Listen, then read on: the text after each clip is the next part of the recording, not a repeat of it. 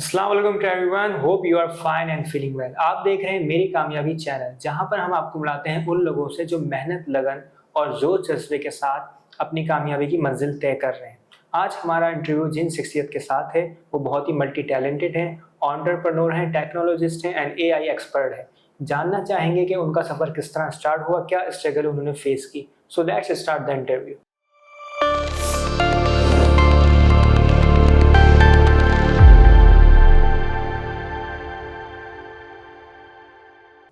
अस्सलाम सर। वालेकुम अस्सलाम। कैसे सर आपकी तबीयत वगैरह? जी, अल्हम्दुलिल्लाह मैं ठीक-ठाक हूँ, आप सुनाएँ जी, कैसे हैं? अल्हम्दुलिल्लाह लाख-लाख शुक्र है। ज़बरदस्त। तो सर मेरा फर्स्ट क्वेश्चन आपसे ये है कि आपने अपना ये करियर किस तरह स्टार्ट किया? और क्या आपका ड्रीम बचपन से इस फ़ील्ड में आने का था या एक एक्सीडेंटली आप इस फ़ील्ड में आए? अच्छा, मुझे बचपन से ही ना कंप्यूटर का बहुत शौक था। हुँ। समझ लें जिस दिन मैंने अपने कज़न के घर पे पहली बार कंप्यूटर देखा था, आई थिंक मैं 4th या 5th क्लास में होऊँगा, बहुत छोटा था मैं। तो उसी दिन जो ना उसने मुझे बहुत फ़ैसिनेट किया था और मेरे कज़न के घर पे जो कंप्यूटर था वो कैस्पर था और हुँ। मेरे ख़्याल में ये कोई 1997, 1996 की बात होगी। तो मैंने घर पे आके अम्मी से बोलना स्टार्ट कर दिया कि मुझे भी कंप्यूटर भी चाहिए। लेकिन उस टाइम तो मुझे नहीं मिला, लेकिन मुझे 7th या 8th क्लास में अपना पहला कंप्यूटर मिला और जो कंप्यूटर से मेरा लगाव था वो बहुत ही ज़्यादा था। समझ लें ऐसा था कि जिस दिन कंप्यूटर मिला उसके बाद कंप्यूटर पे मैंने 12-12 घंटे, 16-16 घंटे गुज़ारे हैं और कंप्यूटर से रिलेटेड इतना इंटरेस्ट था कि मैंने कंप्यूटर को खोल के बंद करना शुरू कर दिया। साथ-साथ जो है कंप्यूटर की जो है वो विंडोज़ को इंस्टॉल करना स्टार्ट कर दिया। फिर मैंने अपनी ज़िंदगी में जो पहली वेबसाइट बनाई थी, umaronline.com के नाम से, मेरे ख़्याल में 2002 की बात है। हुँ। शायद मैं 8th क्लास में होऊँगा, मैंने अपनी पहली वेबसाइट बनाई और उस टाइम पे फ्रंट पेज होता था। तो फ्रंट अच्छा। पेज पे बना के मैंने अपनी वेबसाइट लॉन्च करी। अच्छा, फिर उस टाइम मतलब कौन से ऐसे सॉफ्टवेयर थे जिन पे आप वेबसाइट बनाते थे? और अब क्या है, चेंजिंग क्या है? सही उस टाइम पे तो बहुत ही कम चीज़ें अवेलेबल थी। उस अच्छा। टाइम पे एचटीएमएल, सीएसएस होती थी हुँ। और उसपे भी एक माइक्रोसॉफ्ट का एक टूल था फ्रंट पेज के नाम से। तो पहले हम वेबसाइट फ्रंट पेज पे बनाते थे। तो मैंने फ्रंट पेज पे वेबसाइट बनाई, उस पे एमपी3 गाने लगाए, इस टाइप के छोटे-मोटे काम अच्छा। किए। फिर मैंने एक गेम डेवलपमेंट का टूल यूज़ करते हुए गेम बनाया। छोटा-सा गेम बनाया था, वो कहीं पब्लिश नहीं किया बट मैंने अपने शौक के लिए वो गेम बनाया था और तो मेरा इंटरेस्ट कंप्यूटर से ना उसी टाइम से था। फिर ये कि जब मैंने अपना इंटर कंप्लीट किया तो आई गॉट अ चांस कि मैं जो है वो कंप्यूटर साइंस में अपना करियर परस्यू करूँ। मैंने अपने कंप्यूटर साइंस में करियर परस्यू किया बट एट दैट टाइम मेरा कोई प्लान नहीं था कि मैं एंटरप्रेन्योर बनूँगा। मेरा जो प्लान है एंटरप्रेन्योर बनने का मिला हमारे मैं हर अपनी पॉडकास्ट में, अपने सेशंस में एक सर हैं हमारे जिनका मैं मेंशन करता हूँ। हमारे एक सर थे जिन्होंने हमें सॉफ्टवेयर इंजीनियरिंग का कुछ सब्जेक्ट पढ़ाया था, सर उस्मान वहीद। तो उन्होंने हमेशा हमें एनकरेज किया कि जो है वो अपना कुछ स्टार्ट करो, अपना सॉफ्टवेयर स्टार्ट करो, आप कर सकते हैं। सॉफ्टवेयर की फील्ड ऐसी है कि हमें सिर्फ़ और सिर्फ़ कंपनी स्टार्ट करने के लिए एक लैपटॉप चाहिए होता है, इंटरनेट चाहिए होता है और फिर हमें क्लाइंट ढूँढने होते हैं। तो जब मैंने सर की बात मानी, अच्छा सब वो हमें बार-बार एजुकेट करते रहे। मज़े की बात है कि सर ने हमें 2-3 सब्जेक्ट पढ़ाए, तो 3-4 सब्जेक्ट में उन्होंने हमें ट्रेन कर दिया कि हमने अपनी कंपनी स्टार्ट करनी है। अच्छा मैं इतना एक्साइटेड हुआ जब मैंने अपनी ग्रेजुएशन कर ली और मैंने ग्रेजुएशन काफ़ी अच्छे तरीके से करी और मैंने गोल्ड मेडल भी लिया अपने एकेडमिया में। तो मुझे लगता था कि मैंने सब कुछ सीख लिया ज़िंदगी में अच्छा। और मैंने जैसे ही पास आउट हुआ मैंने अपना पहली सॉफ्टवेयर कंपनी खोली आईटी एक्स्ट्रासोल के नाम से और मैंने अपनी तो ये कब की बात है तकरीबन? 2011 की बात है। 2011 की? 2011 में मैंने अपनी पहली कंपनी खोली पास आउट होने के फ़ौरन बाद। तो जब मैंने वो कंपनी स्टार्ट करी तो 6 महीने में मुझे रियलाइज़ हो गया कि जो मैंने अभी यूनिवर्सिटी में सीखा है, हुँ। उस टाइम पे वो इतना सफिशिएंट नहीं है कि मैं बड़े स्केलेबल सिस्टम बना सकूँ। तो 6 महीने बाद ही मैंने वो कंपनी अपनी जो है बंद कर दी और मैंने सोचा कि अब मुझे पहले प्रोफ़ेशनल एक्सपीरियंस लेना है और मुझे देखना है कि कैसे स्केलेबल सिस्टम, रेज़िलिएंट सिस्टम और बड़े-बड़े सिस्टम बनते हैं जो कि क्वालिटी वाइज़ बहुत ही अच्छे होते हैं। तो मैंने 2 साल इंडस्ट्री में काम किया और उसके बाद फिर मैंने अपनी कंपनी स्टार्ट करी बिट्स कोलिजन के नाम से और जो कि अल्हम्दुलिल्लाह अभी तक चल रही है और हम ग्रो कर रहे हैं विद टाइम। अच्छा, आपकी जो कंपनी है मतलब किस हवाले से ये काम करती है और कौन से सॉफ्टवेयर वगैरह ये प्रोवाइड करती है? सही है। अच्छा मेरी जो है कंपनी थोड़ी-सी डिफरेंट है। हुँ। अच्छा हमने स्टार्ट किया था sir service base. Service base का मतलब है हम वेब डेवलपमेंट करेंगे, मोबाइल डेवलपमेंट करेंगे, सॉफ्टवेयर डेवलपमेंट करेंगे, एपीआईज़ बनाएँगे लोगों की। तो हमने इस तरीके से स्टार्ट किया था और हम कर भी रहे थे। लेकिन देन 2019 में मैंने एक क्या नाम है एमवीपी बनाया एक कंपनी का, एक दुबई बेस्ड कंपनी थी, उसका एक ब्लॉकचेन का एमवीपी बनाया और जो उसका उसका नाम था कॉइनेज। तो वो आज माशाल्लाह एक बहुत बड़ी कंपनी बन गई और जब उन्होंने अपना एमवीपी रिलीज़ करा, हमने पूरी डेवलपमेंट करी उसकी और उन्होंने फिर जब $22 मिलियन रेज़ किया। Then I got to know कि स्टार्टअप्स में एक बहुत अच्छा स्कोप है और हम इतनी अच्छी टेक्नोलॉजी बना सकते हैं कि अगर हम स्टार्टअप के फेज के अंदर आएँ तो हम भी वहाँ पे सक्सेसफुल हो सकते हैं। तो मैंने 2020 से अपने जो है स्टार्टअप की जर्नी स्टार्ट करी। मेरा एक सऊदी फ्रेंड है, उसके साथ मैंने अपना पहला स्टार्टअप किया ओया के नाम से, जो कि हमने सऊदी अरेबिया में लॉन्च किया। फिर सिमिलरली मेरे कुछ फ्रेंड्स हैं, उनके साथ मैंने और स्टार्टअप लॉन्च किए। तो एक ओया लॉन्च किया, फिर वेलमो लॉन्च किया, फिर कुछ स्टार्टअप चले, कुछ स्टार्टअप नहीं चले, कुछ बंद कर दिए। तो फिर हम स्टार्टअप के अंदर आए, जहाँ से मैंने डिफरेंट एक नई लर्निंग सीखी कि टेक्निकल होने के साथ साथ आपने एंटरप्रेन्योर कैसे बनना है, बिजनेसमैन कैसे बनना है, फंड कैसे रेज करना है, इंटरनेशनल वीसीज को कैसे अप्रोच करना है। तो ये पूरी जर्नी मैंने विद टाइम सीखी। तो आज मेरे माशाल्लाह अल्हम्दुलिल्लाह 8-10 स्टार्टअप चल रहे हैं और कंपनी भी साथ साथ चल रही है। अच्छा, आपने स्टार्टअप का जिक्र किया, इसके अंदर बहुत टाइम अप एंड डाउन्स आते हैं लाइफ के अंदर भी, आपके बिजनेस के अंदर भी, काम के अंदर भी। तो उसको आप किस तरह मैनेज करते हैं? मतलब क्या मशवरा देना चाहेंगे हमारी ऑडियंस को कि किस तरह डिफिकल्टीज को ओवरकम किया जाए? अच्छा, स्टार्टअप में चैलेंजेस तो वाकई बहुत आते हैं और मैं अगर अपनी बात करूं तो मेरा लास्ट ईयर काफ़ी टफ गुजरा और हमारा एक स्टार्टअप जो था वो मेरे दिल के बहुत करीब है और उसमें हमने बहुत स्ट्रगल किया। हमारे इन्वेस्टर्स जो है वो एग्जिट हो गए और हमारे पास इन्वेस्टमेंट नहीं थी और हम समझे स्टार्टअप से ना आप अपने बच्चों की तरह प्यार करते हैं। जब स्टार्टअप आप बनाते हैं तो आपके बच्चों की तरह होता है। पहले बच्चा 1 साल का होता है, फिर 2 साल का होता है, फिर 3 साल का होता है। तो जितना बच्चा बड़ा होता जाता है आपको और उससे लगाव होता जाता है। तो आपके लिए बड़ा मुश्किल होता है कि यार अब मैं क्या करूँ, अब मेरा स्टार्टअप 4 साल का हो गया है और मेरे पास कोई ऑप्शन नहीं है, मेरे सारे इन्वेस्टर चले गए। तो अब इसमें मल्टीपल मैं लोगों को क्या नाम है राय दूंगा कि अगर तो आपको इन्वेस्टर नहीं मिल रहा है और आपका स्टार्टअप जो है वो उसके अंदर पोटेंशियल नहीं है, तो इट्स बेटर कि आप एग्जिट कर दें। बट अगर आपको लगता है कि आपके स्टार्टअप में पोटेंशियल है, आपको अपने आइडिया पे बिलीव है, तो आप हार ना माने, आप इन्वेस्टर को फाइंड आउट करें और साथ साथ दुआ करें, क्योंकि दुआ इज़ वेरी इंपॉर्टेंट। और बहुत सारे लोग एग्जिट करते हैं, मैंने एग्जिट नहीं किया और मैंने बहुत मुश्किल टाइम देखा एक स्टार्टअप के अंदर अपना। बट एक अल्लाह का शुक्र है कि हमारी जो रेजिलियंस थी वो हमारे काम आई और हमने जो है वो जनवरी में एक नई उसी स्टार्टअप के अंदर एक नई बिगनिंग करी और अल्हम्दुलिल्लाह अब चीज़ें बड़ी अच्छे से चल रही हैं। अच्छा, इन्वेस्टर का आपने जिक्र किया, हमारे पास कौन सी ऐसी टूल होने चाहिए कि हम इन्वेस्टर को अपनी तरफ मुतवज्जह करें कि वो हमारे साथ मतलब इन्वेस्ट करे, काम करे? तो क्या डिपेंड करता है? अच्छा देखिए, इन्वेस्टर्स को अप्रोच करने के ना मल्टीपल तरीके हैं। एक तो है कि जो आपका आइडिया है उसको उसके इन्स एंड आउट सारे पता होना चाहिए कि ये आइडिया किस लिए बना रहा हूँ, मैं क्यों बना रहा हूँ, मेरी टारगेट ऑडियंस को क्या है, मेरी कस्टमर एक्विजिशन कॉस्ट क्या होगी, मैं कितने पैसे बना सकता हूँ इन चीज़ों से। उनको इस चीज़ में सबसे ज़्यादा इंटरेस्ट होता है। उसके बाद सेकंड नंबर पर उनको इंटरेस्ट होता है कि आप टेक्नोलॉजी कैसे डेवलप करेंगे, टेक्नोलॉजी को मेंटेन कैसे करेंगे, उसको ग्रो कैसे करेंगे, उसको जो है वो मार्केट से रेलिवेंट कैसे रखेंगे, कंपटीशन आएगा तो फिर आपकी क्या अप्रोच होगी। तो उसके मल्टीपल तरीके होते हैं कि आपका पिच डेक बहुत अच्छा होना चाहिए स्टार्टिंग में। जब भी आप किसी इन्वेस्टर के पास जाएंगे तो आप सारी चीज़ें पहली मीटिंग में नहीं बता पाएंगे, तो आपने पहली मीटिंग में ऐसी चीज़ें बतानी है जो कि उनको अट्रैक्ट करें कि वो आपके आइडिया में इंटरेस्ट लें। जब आइडिया में इंटरेस्ट लेंगे तो फिर वो ड्यू डिलिजेंस पे आएंगे, वो आपकी टेक्नोलॉजी टीम भी देखेंगे, वो आपकी सारी चीज़ें देखेंगे। बट फर्स्ट ऑफ ऑल आपका आइडिया इतना अमेजिंग होना चाहिए कि इन्वेस्टर को नजर आए कि अगर मैं इसमें 100 रुपये डालूंगा तो मैं 1 लाख रुपये बना लूंगा। ठीक है, ठीक। अच्छा, एज अ टेक्नोलॉजिस्ट आप क्या देखते हैं, जैसे पाकिस्तान हमारी जो इंडस्ट्री है टेक की, और इंडिया इंडस्ट्री हमसे आगे क्यों है? अच्छा, ये बड़ा अमेजिंग क्वेश्चन है और हमारा गैप जो ना बहुत बड़ा है। हमारी जो एक्सपोर्ट्स हैं वो अच्छा, हमारे पास जो काम करने वाले हैं वो माशाल्लाह उनके जहन भी बहुत अच्छे हैं और बहुत टैलेंटेड हैं, तो लेकिन उसके बावजूद हमारी टीम अच्छी है लेकिन हम उनके लेवल तक क्यों नहीं है, ये भी। अच्छा, मैं इसमें थोड़ा सा ना अपना बैकग्राउंड एक चीज़ में और बता दूं कि मैं हमारी पाशा एक कमेटी है आईटी की जो कि पाकिस्तान की आईटी को रिप्रेजेंट करती है, तो मैं उनके एक स्टार्टअप कमेटी का मेंबर भी हूँ।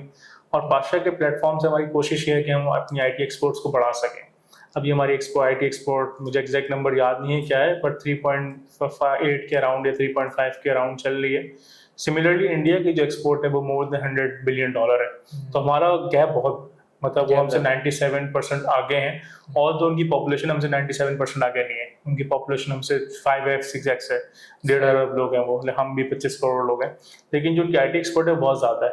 तो हमारे यहाँ जो डिसकनेक्ट है आईटी के अंदर, आईटी इंडस्ट्री के अंदर, वो बहुत बड़ा है, उसको करीब करने की ज़रूरत है। और हमारा जो अकेडमी और इंडस्ट्री का गैप है वो बहुत बड़ा है। हमारे जो बच्चे निकलते हैं इंडस्ट्री से, सॉरी एकेडमिया से, इनिशियली 6 महीने उनको पता ही नहीं होता क्या करना है। सही। तो 6 महीने उनको अपने आप को फाइंड आउट करने में लग जाता है कि यार मैंने आईटी में जाना है, मैंने कुछ करना है। मैंने देखा है बहुत सारे आईटी ग्रेजुएट जो हमारे आईटी से ग्रेजुएट होने के बाद एमबीए करते हैं और बिजनेस की फील्ड में चले आते हैं। तो हमें एक तो टैलेंट को अपनी जो है वो क्या नाम है नरिश करना है और इंडस्ट्री और एकेडमी का गैप कम करना है। एक तो करियर काउंसलिंग भी हमारी बहुत जरूरी है, जो मैं देखता हूँ बहुत हमारे यहाँ है ही नहीं। शायद अब होने लगा ये चीजें ज्यादा, ऐसा ही है। क्योंकि आज से अगर 10 साल पीछे जाएं या 5 साल पीछे जाएं तो इतनी इस पे तवज्जो नहीं थी। ऐसा ही है। हम ये देखते थे कि हमारे फ्रेंड्स क्या कर रहे हैं, हमारे रिलेटिव किस फील्ड में हैं, ऐसा ही है। वो उन्होंने इसमें सक्सेस हासिल कर ली तो हमने ज्वाइन कर लिया। बिल्कुल ऐसा ही है। ये चीज डिपेंड करती है ज्यादा। अच्छा, इसमें एक और चीज मैं ऐड करूंगा कि हमारे यहाँ पाकिस्तान में स्टार्टअप्स कम है। हमने अभी स्टार्टअप की ना फर्स्ट लहर देखी है। हमें पाकिस्तान में स्टार्टअप की बहुत ज़्यादा नीड है। हमारे पास बहुत सारी जो प्रॉब्लम है वो सॉल्व नहीं हुई हुई है। मतलब हमारे पास अगर हम कराची की बात करें, कराची में सबसे बड़ा मसला है हमारे पास मोबाइल स्नैचिंग का। सही है, मोबाइल स्नैचिंग का कोई स्टार्टअप होता जो कि उसको रोक सकता। तो बहुत ही छोटा सा आइडिया है कि अगर आपको एक ऐसा आइडिया लेके आए जो कि मोबाइल स्नैचिंग रोक दे कराची में। ऐसे ही छोटा सा मैं आपको एस्टिमेशन देता हूँ, मैंने थोड़ी सी रिसर्च करी थी। तो कराची में या सिंध के अंदर तकरीबन 6 करोड़ मोबाइल है। सही है, और कोई बंदा मुझसे पूछे कि यार मैं आपके मोबाइल की स्नैचिंग रोक दूंगा, आप मुझे 100 रुपये दोगे, तो आप क्या 100 रुपये दोगे मुझे मोबाइल स्नैचिंग रोकने के लिए? मोबाइल स्नैचिंग पहले तो मैं कंफर्म करूंगा रोक भी सकती है, नहीं रोक सकती। नहीं, आप बताओ मुझे 100 रुपये दोगे अगर मैं लेके आता हूँ सोल्यूशन? तो ऐसा सोल्यूशन आएगा तो डेफिनेटली। सही है। तो हमारे पास अगर 6 करोड़ मोबाइल हैं और हर बंदा 100 रुपये देने के लिए रेडी है तो 600 करोड़ का आइडिया है। सही है। तो इस तरीके से बहुत सारे आइडियाज हैं हमारे पास जो कि हम लॉन्च कर सकते हैं। हमारे स्टार्टअप को रिवाइव होना पड़ेगा। तो स्टार्टअप है, इसको इंडस्ट्री को ग्रो करेंगे, साथ साथ जब स्टार्टअप ग्रो करेंगे तो वहाँ पर टैलेंट आएगा। टैलेंट आएगा तो हम ऑब्वियसली जब बाहर से आईटी एक्सपोर्ट करते हैं तो वो भी हमारी बढ़ेंगी ऑब्वियसली। तो ये सारी चीजें कनेक्टेड है, ये पूरा इकोसिस्टम बनेगा। तो ये इकोसिस्टम जितना वेल कनेक्टेड होगा, एकेडमिया के साथ कनेक्टेड होगा। सिमिलरली जैसे एआई की लहर आई है, अब एआई ने जो ना एक अपॉर्चुनिटी सबके लिए ओपन कर दी है। आज जो है वो एक छोटी कंपनी और एक बड़ी कंपनी एआई के मामले में बराबर है। सही है, एआई के मामले में वो हमसे आगे नहीं है। सही है, तो आप हमारे पास एज है कि हम जो है इस अपॉर्चुनिटी को ग्रैब करें और फॉर एग्जांपल हम प्रोडक्ट्स बनाएं एआई की।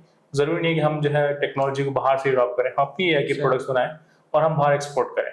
तो हमारे पास अपॉर्चुनिटी है कि हम ये भी काम कर सकते हैं। अच्छा, एआई के आने से बहुत से लोगों का ये माइंडसेट हुआ है कि उससे जो है जो हमारा वर्क है, अगर हम इंडिविजुअली काम कर रहे हैं उस पर असरअंदाज हुआ है, कम हुआ है और उससे हमारे पर नेगेटिव इम्पैक्ट पड़ा है। क्या आप समझते हैं इसका कोई है?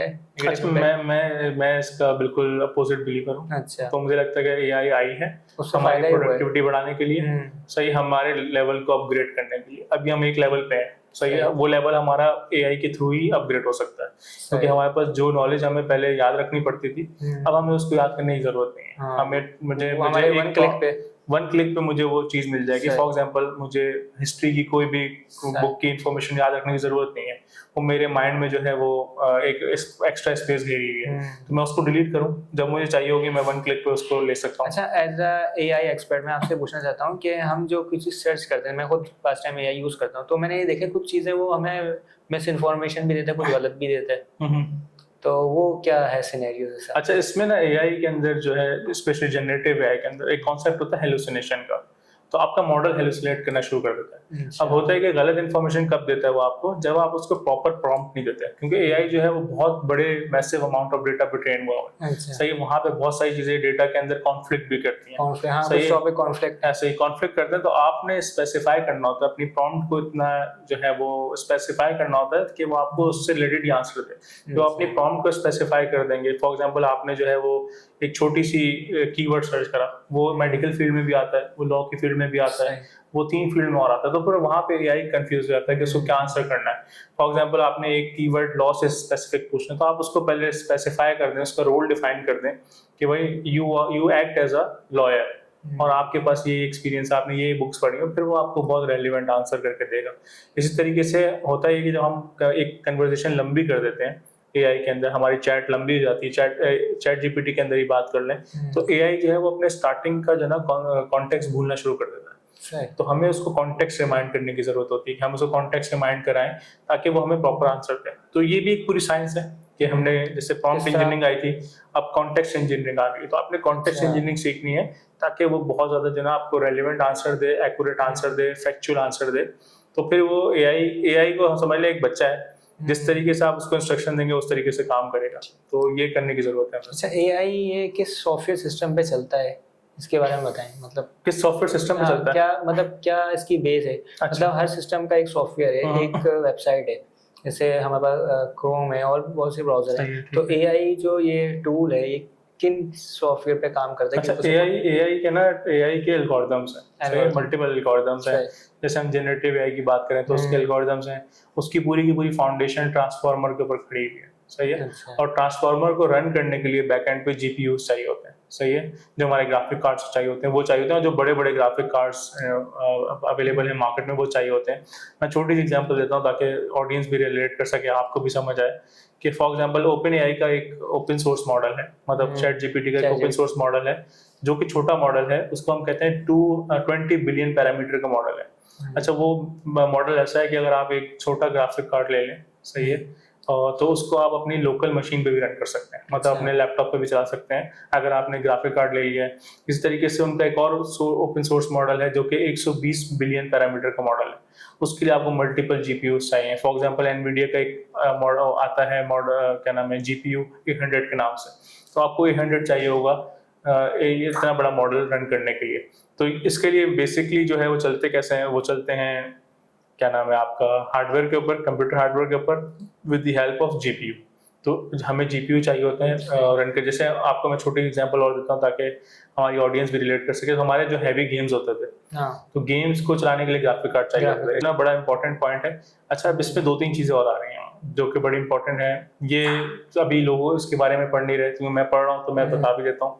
अब साथ साथ एआई के साथ साथ एचआई आना स्टार्ट हो गई। एचआई क्या चीज़ है? एचआई हाइब्रिड इंटेलिजेंस, सही है। तो अभी चाइना के अंदर और डिफरेंट कंट्रीज के अंदर कुछ एक्सपेरिमेंट्स हो रहे हैं जो कि आपके एआई के मॉडल्स को आपके ह्यूमन के ऊपर रन करना स्टार्ट कर रहे हैं। इसको हम कहते हैं वेटवेयर है, जिसमें ह्यूमन होगा, मतलब बायोलॉजिकल क्या नाम है ऑर्गन्स होंगे, प्लस सॉफ्टवेयर होगा, प्लस हार्डवेयर होगा। तो ये हमारी हाइब्रिड एआई बन रही है। तो क्योंकि जीपीयूज इटसेल्फ एक बहुत बड़ा चैलेंज है, ये रोबोटिक सिस्टम यस कह सकते हैं कि जो है वो ह्यूमनाइड की तरफ चीजें जा रही हैं, तो ह्यूमनाइड की तरफ जा रही हैं। तो इस पर भी बहुत ज़्यादा काम हो रहा है एचआई के ऊपर, हाइब्रिड इंटेलिजेंस के ऊपर। आईटी फील्ड में जो लोग इंटर होना चाहते हैं, उनको आप क्या सजेस्ट करना चाहेंगे, क्या करना चाहिए उनको? सही है। अच्छा, अभी बड़ा ना एक बहस चली है मार्केट के अंदर कि जो आईटी के लोग हैं वो क्या करेंगे, एआई तो सारी जॉब खा जाएगा, और एआई जो है वो जितने भी सिस्टम बन रहे हैं उस नॉन टेक्निकल लोग वो सिस्टम बनाना शुरू कर देंगे। बट जो मैं अभी मुझे लग रहा है कि एटलीस्ट नेक्स्ट 5 ईयर्स में जो है वो ऐसा नहीं होने वाला कि जो टेक्निकल जॉब्स हैं वो खत्म होने वाली है। एआई जो है वो जो बेसिक जॉब्स हैं वो खा जाएगा। जैसे फॉर एग्जांपल किसी ने एक छोटी सी वेबसाइट बनानी है, तो वो वेबसाइट एआई बना के दे देगा आपको, विद इन मिनट्स बना के दे देगा। लेकिन अगर किसी ने एक बड़ा सिस्टम बनाना है तो एआई जो है वो आगे जाके खुद कंफ्यूज हो जाता है कि अब मैं करूँ क्या। तो वहाँ पर टेक्निकल स्किल्स चाहिए। फॉर एग्जांपल अगर आपने एक बड़ा ईआरपी बनाना है, या कोई सेल्स फोर्स बनाना है, या कोई सीआरएम बनाना है, या कोई भी सिस्टम बनाना है जो जिसके अंदर मल्टीपल वर्क फ्लोज हैं, बड़ा सिस्टम बनेगा, तो वो अभी इवेंचुअली फॉरेन जाने नहीं वाला। तो मैं सजेस्ट करूंगा लोगों को कि वो एआई को अडॉप्ट करें, सही, अपने टेक्निकल स्किल्स को यूज करते हुए एआई से सिस्टम बनाए। मतलब ऐसा नहीं होने वाला कि एक लेमैन जो ना बैठ के सिस्टम बना लेगा, लेकिन जो एक सॉफ्टवेयर इंजीनियर है या जो एक कंप्यूटर साइंटिस्ट है वो अपनी रेलेवेंट स्टडीज के थ्रू एआई को यूज करते हुए सिस्टम 1 साल में बनना था वो उसका 3 महीने में 2 महीने में बना सकता है एआई का यूज करते हुए। यानी कि एडवांसमेंट आ गई उसमें। हाँ, तो एआई करेगी कि आपकी प्रोडक्टिविटी बढ़ा देगी। इवन कंपनीज के अंदर भी जहाँ पहले 6 महीने में 2 एप्लीकेशन या 3 एप्लीकेशन या 6 एप्लीकेशन बनती थी, अब वो महीने में बन जाती है। तो एआई आपकी प्रोडक्टिविटी बढ़ाने आया है। अब इसका फायदा क्या हुआ, जैसे ही एआई का काम आया है तो अब काम भी बढ़ जाएगा। मतलब पहले दुनिया में फॉर एग्जांपल 100 एप्लीकेशन बनती थी एक दिन में, अब एक दिन में 1000 एप्लीकेशन बनेगी। क्यों बनेंगी? क्योंकि अब कॉस्ट कम हो जाएगी। फॉर एग्जांपल एक एप्लीकेशन जो है वो अगर एक बंदा आता था बोलता था हमें $10,000 बनानी है, तो हो सकता है कि वो एप्लीकेशन $5,000 में बन जाए, क्योंकि टाइम बचेगा, रिसोर्सेज बचेंगे, काम बचेगा। तो अब ज़्यादा एप्लीकेशंस का जो ना क्या नाम है, बहुत सारे एप्लीकेशन का तूफान आने वाला है, हर बंदा अपनी चीज़ें लॉन्च कर रहा होगा। यानी कि एआई से प्रोडक्टिविटी में इजाफा होगा। बिल्कुल ऐसा ही। लेकिन मैं एक पॉइंट और ऐड करना चाहूँगा यहाँ पे कि ये इजाफा एप्लीकेशंस का है, लेकिन साथ साथ हार्डवेयर भी इवॉल्व हो रहा है। मैं 5 साल के अंदर, अगले 5 साल में ये मोबाइल डिवाइसेस नहीं देखता। मुझे लगता है कि इससे बेटर टेक्नोलॉजी आ जाएगी। हो सकता है कि भाई छोटा सा ग्लासेस होगा, उसी से मैं बात कर रहा हूँ, वही मेरे सारे काम कर रहा हूँ। मैंने देखा है कि कुछ मेरे ख्याल से कंट्रीज में ये हो चुका है, ऑलरेडी काम हो रहा है। और एक वॉच भी आ गई है जो आपके हैंड के ऊपर लगी हुई है और उसमें मोबाइल आपका चल रहा है, कुछ सही। इस तरह करके। अच्छा, इसके मेरे ख्याल से कुछ नेगेटिव ये है कि अगर हम देखा जाए मेडिकली, तो इसकी मतलब फ्रिक्वेंसीज होती हैं जो हमारी बॉडी के लिए भी नुकसानदेह, तो उसको हमें कितना यूज़ करना चाहिए। तो मोबाइल है तो हमारा 24 घंटा हमारे साथ ही रहता है, तो उसका भी है नेगेटिव इम्पैक्ट क्या? अच्छा, इसमें भी डिबेट है। सही है। अच्छा। मैं जो है वो अच्छा, थोड़ा इस पे रिसर्च भी करता आप हूँ, तो थोड़ा मेरा पॉइंट ऑफ व्यू अपना- डिफरेंट है। सही सही है, सही। मेरा पॉइंट ऑफ व्यू डिफरेंट है। मैं स्पेशली एक छोटा सा पैगाम दूंगा लोगों को कि जो लोग कहते हैं ना कि आई साइट खराब हो जाती है, ऐसे खराब हो जाती हैं। और ये भी सुना है जो हमारे यहाँ वाईफाई डिवाइस लगेंगे, इनकी भी अपनी फ्रिक्वेंसीज हैं, हर चीज़ की अपनी टावर हैं और सब चीज़ें, तो उस पे अच्छा, आई साइट्स पे पहले हम आए थे, तो आई हाँ। साइट जो है मोबाइल देखने से खराब नहीं होता। सही है। अच्छा। क्योंकि मोबाइल के अंदर लाइट इमिटिंग डायोड लगा हुआ है। सही है, उसमें से कोई रेज बाहर नहीं निकलती। सही है। मोबाइल आई साइट तब खराब होती है जब आप मोबाइल को बगैर आई ब्लिंक करे हुए देखते रहते हैं। सही है। अगर आप 10 सेकंड से ज़्यादा आई ब्लिंक करते हैं, मोबाइल देखें, टीवी देखें, कोई भी चीज़ देखें, तो आपकी आई साइट जो है ना खराब होना स्टार्ट हो जाएगी। बट अगर आप जो है प्रॉपर अपनी आई ब्लिंकिंग करते रहेंगे तो आपकी आई साइट खराब नहीं होगी। क्योंकि जब लाइट को हम देखते हैं विदाउट ब्लिंकिंग आई, चाहे वो आप नॉर्मल लाइट को देखें, बल्ब को देखें, किसी भी चीज़ को देखें, तो आपकी आई साइट जो है ना खराब होना स्टार्ट हो जाएगी। There are also other reason, ऐसा है और भी कि reason नहीं है, होंगे। लेकिन सिर्फ और सिर्फ ये रीजन नहीं है कि हम मोबाइल देखेंगे तो हमारी आई साइट खराब हो जाएगी।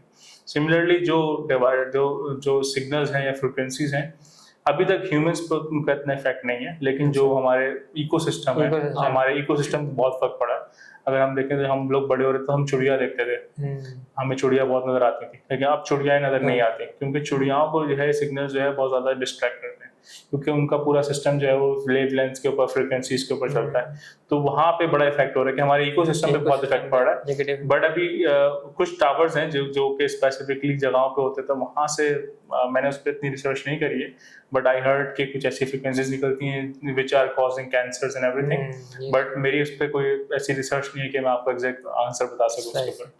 अच्छा, आपकी नज़र में कामयाबी का क्या मतलब है? अच्छा, मेरी नज़र में कामयाबी के मतलब जो ना एज वाइज चेंज हुआ है। सही है।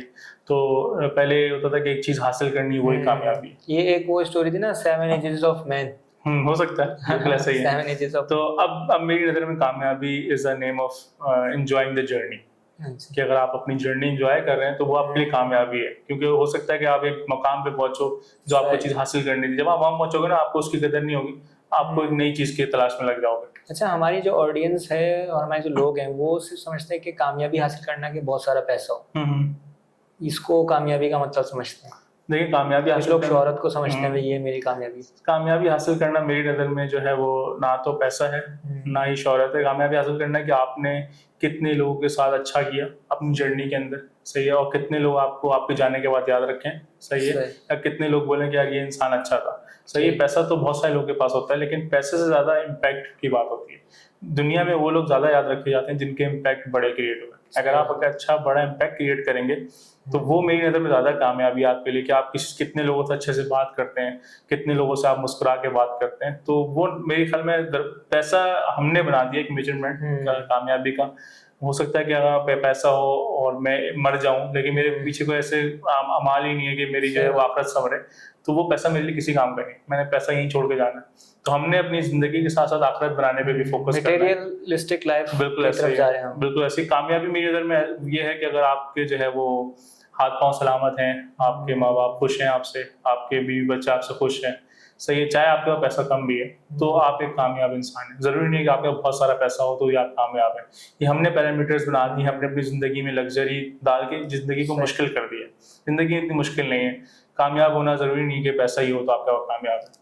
तो अगर आप इस पे मेहनत करें और काम करें, मेरा जो मेन मकसद है कि मैं बोलता हूँ अल्लाह ताला ने मुझे दिमाग दिया है, तो मैं उसको यूज़ करते हुए अगर मैं किसी के लिए जॉब क्रिएट कर सकता हूँ तो मैं इसलिए मेहनत ज़्यादा करता हूँ। मेरे लिए पैसा कमाना मेरे लिए मोटिवेशन नहीं है। मेरी मेन मोटिवेशन है किसी के काम आ जाए किसी के, अगर मैं मेरी वजह से जॉब क्रिएट हो, तो मेरी मेन मकसद है कि जॉब क्रिएट करना, जो कि अगर अल्लाह ताला ने मुझे दिमाग दिया है तो उसको यूज़ करते हुए मैं कर सकता हूँ। तो मैं इसी में खुश हूँ। मैं ज़रूरी नहीं है पैसा कमा के कामयाब हूँ। पैसा आ जाए अच्छी बात है, लेकिन एक अगर लोग खुश हो रहे हैं और उनकी मदद हो रही है, उनकी हेल्प हो रही है, तो मेरे लिए ये कामयाबी है। और साथ साथ एक तो ये कामयाबी मेन है, और दूसरे टेक्निकल कामयाबी होती है हमारी। टेक्निकल कामयाबी कि हम एक चीज़ अगर बना रहे होते हैं तो उसके भी मैं एंड रिजल्ट पे नहीं चाहता कि एंड चीज़ बनेगी तो मैं कामयाब अपने आप को फील करूंगा। छोटी छोटी हम सेलिब्रेशंस करते हैं कि हमने एक छोटा सा फॉर एग्जांपल एक फंक्शन बना के उसका आउटपुट अचीव कर ले, तो ये भी हमारे लिए कामयाबी है। तो मैं बोलता हूँ जर्नी इंजॉय करें। हो सकता है कि जो आपके लिए मेन कामयाबी है उसको उस तक पहुंच के आप वहां तक पहुंचे और आप जिंदा ही ना हो, तो आप पूरी की पूरी जर्नी की कामयाबी मिस कर देंगे। वो है जर्नी ना इंजॉय करें। कि जिस लाइफ स्टेज पे अभी आप इस वक्त हैं, तो बहुत से लोगों का वो ड्रीम है कि ऐसा यार ही है। मेरे ये चाहिए, ऐसा ही। हमें अपने से नीचे देखना चाहिए ऐसे ही। ताकि हम मजीद कामयाबी हासिल ऐसा ही। कर सकें। सर, आप कोई अपना लास्ट मैसेज देना चाहें हमारी ऑडियंस को, टेक के हवाले से, एंटरप्रेन्योरशिप के हवाले से, कुछ भी आपका अपना जो भी मैसेज हो? अच्छा, मैं थोड़ा सा मैसेज दूंगा कि कामयाबी क्या है और कैसे मिलती है। तो मैंने ज़िंदगी में एक चीज़ नोट करी है कि मैंने जब जब किसी काम को करने की नीयत की है, सही ये बहुत मुश्किल काम था, लेकिन अल्लाह ताला ने उसमें मदद करी मेरी, और मैं आहिस्ता आहिस्ता वो काम को अचीव कर सका। मतलब मैंने सोचा कि यार मैंने अब इस साल ये करना है, और मैंने पूरी सच्चे दिल से नियत करी, दुआ करी, मेहनत करी, तो अल्लाह ताला ने मुझे वो चीज़ हासिल करने में हेल्प आउट कर दिया। मतलब इवेंचुअली मैंने वो चीज़ हासिल करी। तो मैं बोलता हूँ कि आप किसी भी स्टेज पे हो, कहीं पे भी हो, अगर आप कुछ हासिल करना चाहते हो ज़िंदगी में, तो उसको फाइनलाइज करो, उसकी सच्चे दिल से नियत करो। उसको पाने के लिए जो ना, छोटी सी एग्जांपल देता हूँ।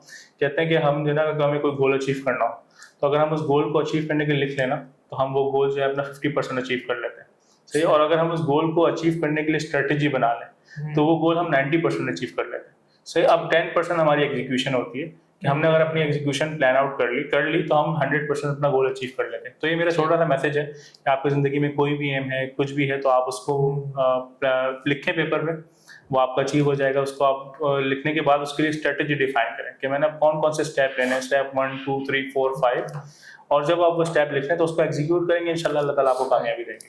बहुत अच्छी बात की आपने, और बड़ी अच्छी ये पॉइंट बताया कि किस तरह हमने कामयाबी की तरफ थैंक यू जाना है।